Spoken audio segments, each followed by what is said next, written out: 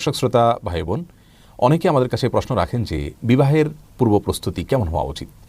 একজন বিবাহিচ্ছুক মানুষ যদি সঠিকভাবে বিবাহের পূর্ব প্রস্তুতি নেন, আশা করা যায় আল্লাহ রাব্বুল আলামিন তাকে সুখী এবং শান্তিপূর্ণ দাম্পত্য জীবন উপহার দিবেন। আর সেজন্য আমরা আজ বিবাহের পূর্ব প্রস্তুতিমূলক কয়েকটি পরামর্শ আপনাদের সামনে নিবেদন করতে চাই।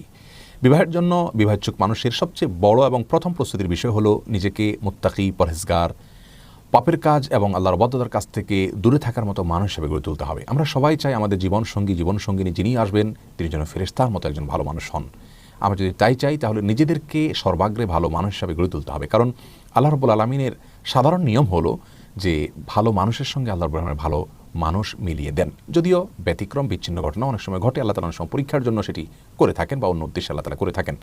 যেমন আমরা দেখেছি যে ফেরাউনের মতো খারাপ মানুষের ঘরে আসিয়ার মতো ভালো মানুষ আল্লাহ দান করেছেন। আবার নূহ এবং লূত আলাইহিসসালামের মতো ভালো মানুষদের ঘরে খারাপ এবং অবাধ্য স্ত্রীও আল্লাহ তাআলা দিয়েছেন। অতএব কেউ নিজে খারাপ হলে তার জীবনসঙ্গীনিও অবশ্যই খারাপই হবেন, এরকম সহজ সমীকরণ যেন না করেন, এমনটি যেন মনে না করেন। তবে সাধারণ অবস্থায় আমি ভালো হওয়ার চেষ্টা করব, সেক্ষেত্রে আল্লাহ একজন ভালো জীবনসঙ্গী আমাকে দিবেন, সে আশা আমি জোরালোভাবে করতে পারি। বিবাহের পূর্ব প্রস্তুতির অংশ হিসাবে আমাদেরকে দ্বিতীয় যে কাজটি করতে হবে তা হলো আল্লাহর কাছে সাধারণ অবস্থাতে সাধারণভাবে দোয়া করতে হবে। আল্লাহ তাআলা যেন আমাদেরকে ভালো জীবনসঙ্গিনী দান করেন, জীবনসঙ্গী দান করেন।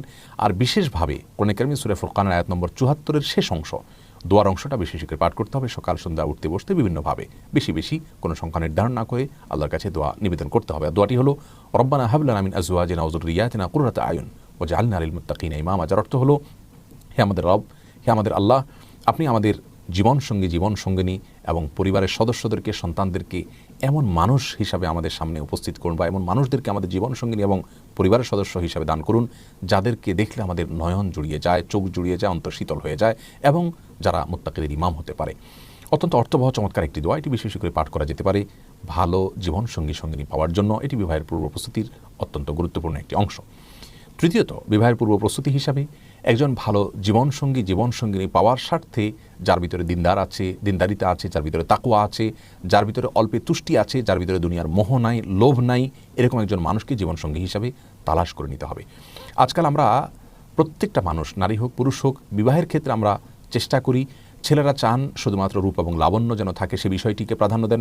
আবার মেয়েরা দেখা যায় যে পুরুষদের অর্থকড়িকে সবচেয়ে বেশি গুরুত্বের সাথে দেখেন। অথচ রাসূল করিম সাল্লাল্লাহু আলাইহি ওয়াসাল্লাম আমাদেরকে বলেছেন ফাসফার বিযাতিদ দ্বীন, বিবাহের ক্ষেত্রে জীবনসঙ্গিনীর দিনদারিতাকে তুমি গুরুত্বের সাথে দেখবে এবং দিনদার জীবনসঙ্গিনী পেয়ে তুমি জেতার চেষ্টা করবে, কারণ সেটাই প্রকৃত সুখ এবং সেটাই প্রকৃত সমৃদ্ধি। অতএব জীবনসঙ্গীর ক্ষেত্রে সবচেয়ে গুরুত্বপূর্ণ বিষয় হলো তার ভিতরে দুনিয়ার মোহ থাকবে না, দুনিয়ার লোভ থাকবে না। তাহলে ইনশাআল্লাহ অনেক অনাচারের পথ, অনেক চাওয়া পাওয়ার পথ এমনিতে রুদ্ধ হয়ে যাবে। বিবাহের চতুর্থ যে প্রস্তুতির কথা বলবো তা হলো জীবনসঙ্গিনী নিজের জীবনের পার্টনার যিনি হবেন তার অধিকার সম্পর্কে আগে থেকে জেনে নিতে হবে। এটি বিবাহের প্রস্তুতির অংশ। অনেক সময় দেখা যায় যে দাম্পত্য জীবনে এসে নারী পুরুষ একে অন্যের অধিকার খর্ব করেন, ক্ষুণ্ণ করেন, নিজের অযান্ত্রিক অধিকার নষ্ট করছেন এবং যার ফলে দাম্পত্য জীবনে অশান্তি হয়ে যায়।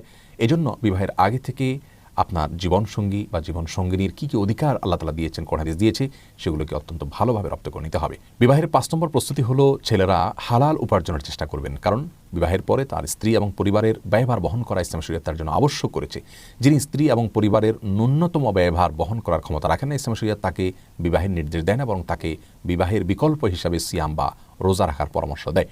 অতএব বিবাহের পূর্ব প্রস্তুতি হিসাবে হালাল উপার্জন করার চেষ্টা করতে হবে। হালাল উপার্জন মানে লক্ষ লক্ষ কোটি কোটি টাকা উপার্জন করা নয়।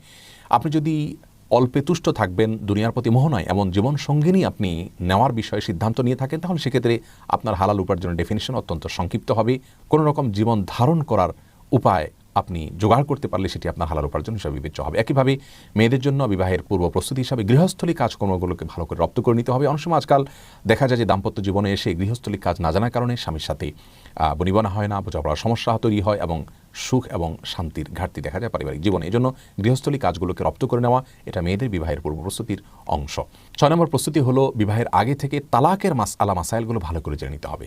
কি পদ্ধতিতে তালাক দেওয়া জায়েজ, কোনভাবে তালাক দেওয়া নিষিদ্ধ, কোন সময় তালাক দেওয়া যায়, কোন সময় তালাক দেওয়া যায় না, তালাকের কথা বলার আগে কতটা সাবধানতা অবলম্বন করতে হয়, তালাক কত স্পর্শকাতর বিষয়, এই বিষয়গুলোকে আগে থেকে জেনে নিতে হবে।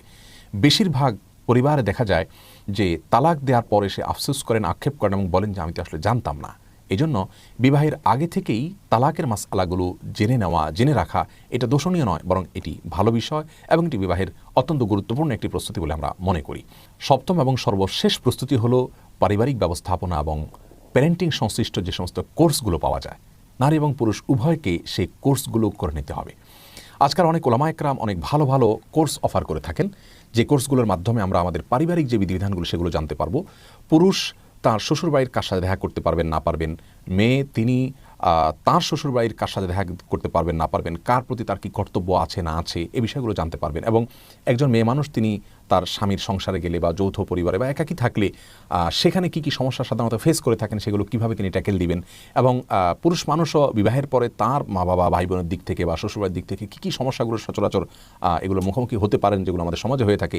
বিবাহ এবং পরিবার ব্যবস্থাপনা সংশ্লিষ্ট কোর্সগুলো করার মাধ্যমে আমরা সেসব বিষয়গুলোকে অত্যন্ত ভালোভাবে সমাধান করার পথ রপ্ত করতে পারবো।